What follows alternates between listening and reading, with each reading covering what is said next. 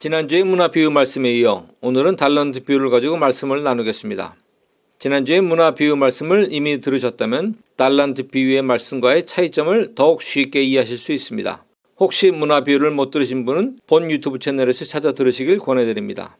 예수님은 세상의 종말의 때와 관련한 하나님의 공의와 성도들의 삶의 자세에 대해 고난주간이 시작되기 직전 여리고에서 일반 군중들을 문화 비유를 가지고 가르치셨고, 그 후 고난주간이 시작되어서는 예루살렘에서 십자가에 죽으시기 3일 전에 제자들에게 달란트 비유의 말씀을 가르치셨습니다. 마태복음 24장과 25장은 제자들에게만 가르치셨던 말씀인데, 24장에서는 성전이 무너질 것과 예루살렘의 멸망과 인류의 종말을 이중적으로 의미하는 재난의 징조와 경고, 그리고 어떻게 대처해야 하는지에 대해 가르치셨습니다. 그리고 25장에서는 열처녀 비유, 달란트 비유 및 예수님이 재림하실 세상의 종말의 때에 교회 안에 있는 양과 염소에 대한 심판에 대해 가르치셨습니다.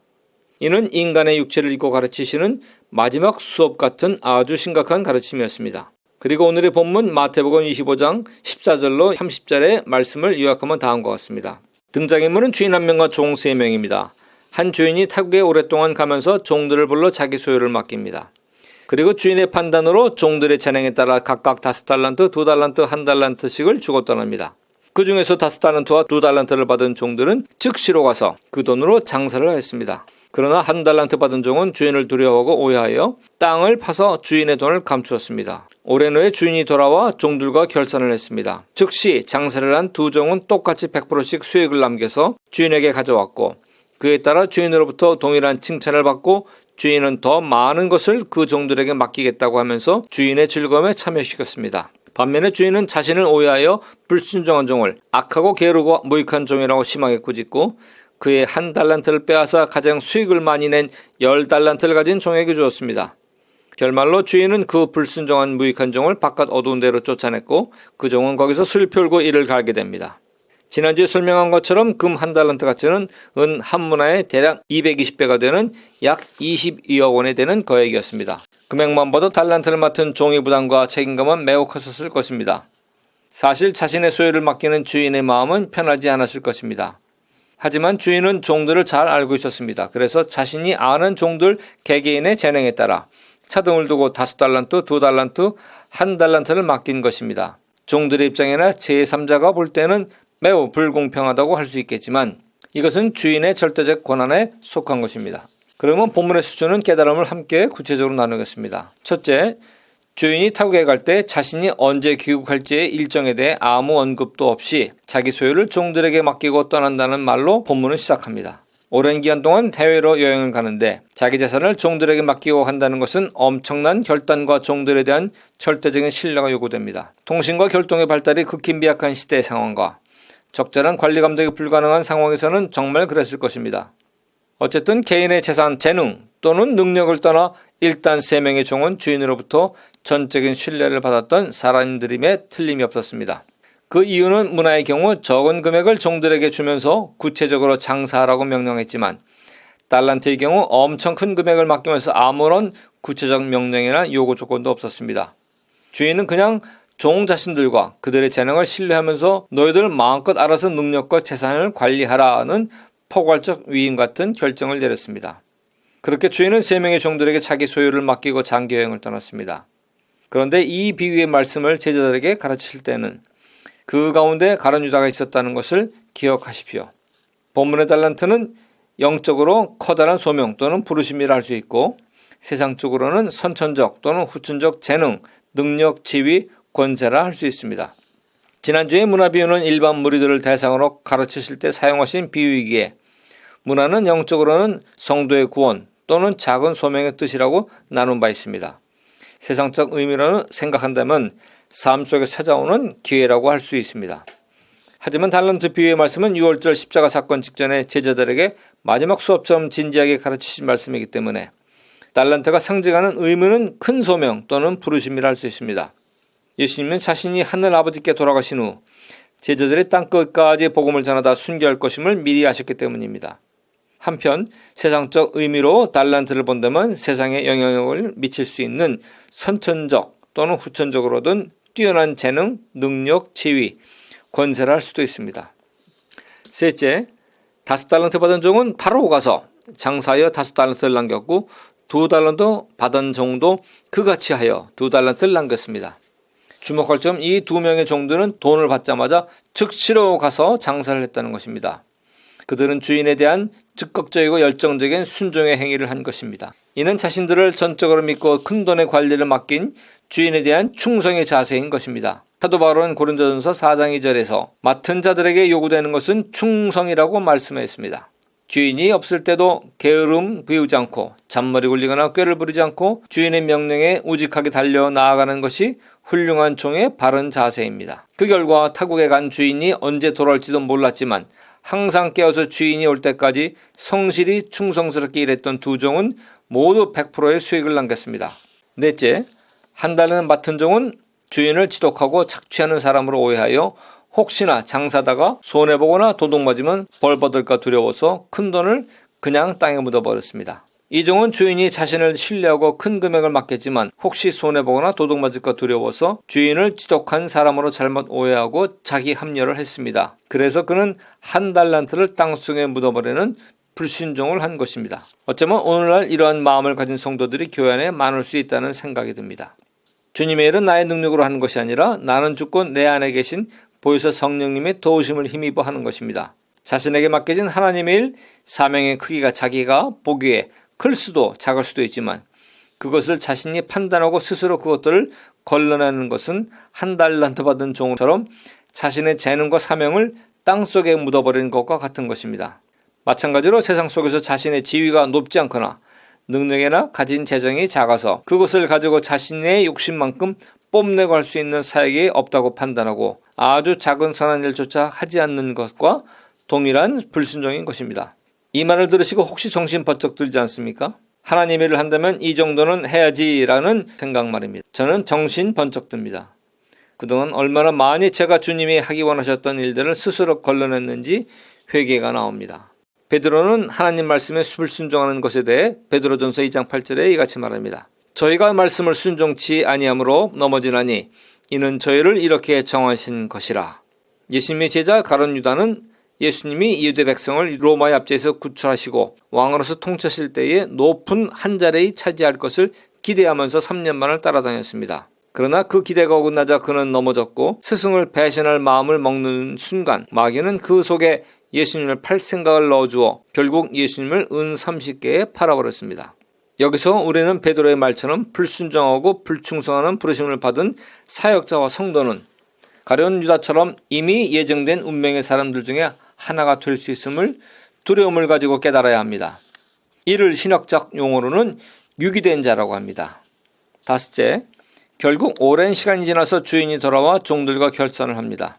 5달란트 받은 종은 주인 앞에 추가로 5달란트를 남겼다고 보고하고 2달란트 받은 종도 추가로 2달란트를 남겼다고 보고하는데 주인의 2종에 대한 칭찬의 말은 완전히 동일한 것이었습니다. 즉 잘하였도다 착하고 충성된 종아, 내가 적은 일에 충성하였음에 내가 많은 것을 내게 맡기리니 내 주인의 즐거움에 참여할지어다 라고 하였습니다. 착하다, 충성되다는 단어들 속에 종에게 대한 주인의 만족과 신뢰가 드러납니다. 종들이 적은 일에 충성했다는데 적은 일이란 몇 가지 일, few things라는 뜻입니다. 그리고 내가 많은 것을 내게 맡기겠다는 칭찬의 말은 many things라고 표현되었습니다. 돌아온 주인은 충성된 종들에게 더 많은 일을 맡긴다는 의미입니다.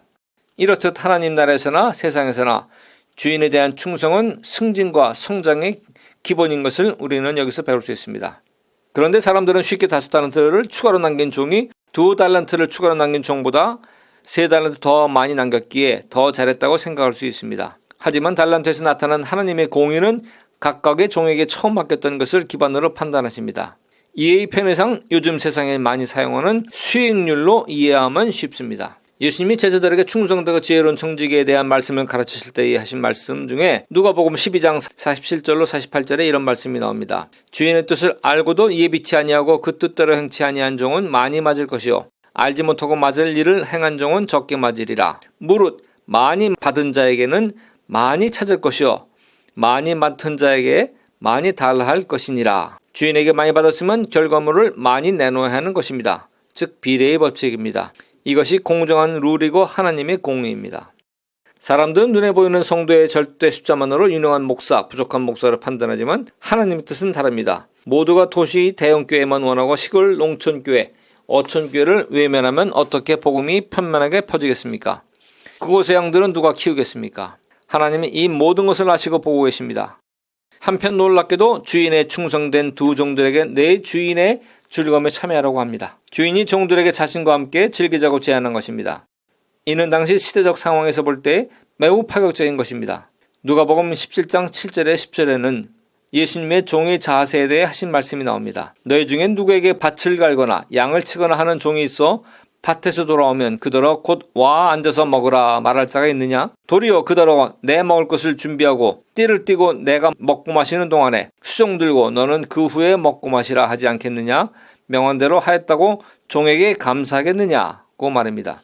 달란트 비유는 예수님이 종말의 때와 관련하여 사명제의 자세에 대해 하신 말씀이기 때문에 예수님이 다시 오실 때에 성실히 충성을 다한 종들, 곧 사명자, 부르심을 받은 성도들에게는 파격적으로 주인과 함께 즐거움을 나누도록 하시겠다는 말씀인 것입니다. 바로 같은 마태복음 25장에서 달란트 비유 말씀 바로 직전에 10처녀의 비유를 가지고 등과 기름을 준비한 지혜로운 5처녀들이 신랑 예수를 맞아 이 신부로 혼인잔치에 들어간다고 말씀하신 것을 반복하신 것입니다. 여섯째, 주인은 한 달란트를 맡은 불순종한 종을 악하고 게으르고 무익한 종이라 심하게 꾸짖고 그의 한 달란트를 빼앗아 가장 수익을 많이 낸 10달란트를 가진 종에게 주었습니다. 그리고 그 불순종한 무익한 종을 바깥 어두운 데로 쫓아냈고 그 종은 거기서 슬피고 이를 갈게 되었습니다. 한 달란트 맡은 종은 문화의 비유 때에 한 문헌을 수건에 싸서 두고 아무것도 하지 않은 불순종한 종과 같이 갖고 있던 한 달란트마저 빼앗겼습니다. 이 두 비유가 주는 공통적인 교훈은 무릇 있는 자는 받아 풍족하게 되고 없는 자는 그 있는 것까지 빼앗긴다는 것입니다. 사역, 사명, 재정에 대한 것만이 아니라 일반적인 세상 일에도 적용되는 충성의 원리이기도 합니다. 7번째, 끝으로 이 무익한 종을 바깥 어두운 데로 내쫓으라. 거기서 술을 피우며 이를 갈리라 하니라는 주인의 심판이 내려집니다. 여기서 한 달란트 맡은 종이 쫓겨난 바깥 어두운 데에 대한 해석에 논란이 많습니다. 그냥 쉽게 어두운 곳이라는 의미를 가지고서 지옥으로 볼 수 있습니다. 그런데 달란트를 맡은 자들은 사명이 부르심이 큰 종들을 말합니다. 그들은 주인의 커다란 신뢰를 받고 큰 사명을 맡은 자들이기에 이미 구원을 확실하게 받은 자들이라 할 수 있습니다. 문화를 맡은 일반 성도한 다른 사람들입니다. 이렇게 생각할 때 불순종한 종이 들어간 바깥 어두운 데는 지옥이 아니고 예수 신부만 들어가는 새 예루살렘 성이 바깥에 있는 어두운 어떤 곳이라는 해석이 가능합니다. 그곳에 대한 여러 명칭도 있지만 신학적 논란이 있습니다. 그런데 의외로 깊은 영적 체험을 한 분들 가운데 과거에 서촌한 대형교회 목사님들을 그곳에서 봤다는 관정들이 꽤 많다는 것입니다. 문제는 신학적 판단을 거의 다 인간 이성에 의해서 하기 때문에 영성은 항상 이단 시비의 단초가 된다는 것이 안타까울 뿐입니다.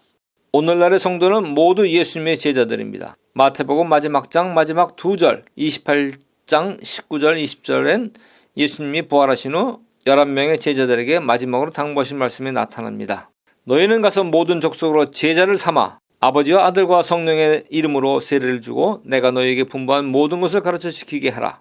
볼지어다 내가 세상 끝날까지 너희와 항상 함께 있으리라 하시니라. 그러므로 오늘의 달란트 비유의 말씀이 예수님 당시의 제자들에게 한 것이라고 하여 나와는 상관이 없다고 생각하지 마시기 바랍니다. 세상의 모든 징조를 볼 때 예수님의 재림이 매우 가까워졌다고 생각합니다. 우리 성도는 항상 종말의 때를 인식하고 살아야 합니다. 인자가 올 때는 번개가 동편에서 나서 서편에까지 번쩍임같이 임하신다고 하셨고 또 주의 날에 도적같이 온다고 하셨습니다. 그날은 하나님의 아들도 천사도 모른다고 하셨습니다. 그러므로 우리 모두 충전된 종으로 항상 깨어서 다시 오실 우리의 왕 예수님을 인식하고 성실하게 우리의 부여된 아주 작은 일이든 아주 큰 일이든 어떠한 일도 자기의 재능에 따라 최선을 다합시다. 그리하여 오는 세상 하나님의 나라에서 우리의 행위에 상응하는 상급을 받고 주님의 혼인잔치의 즐거움에 함께 참여하는 자가 되시기를 예수님의 이름으로 기도합니다. 아멘.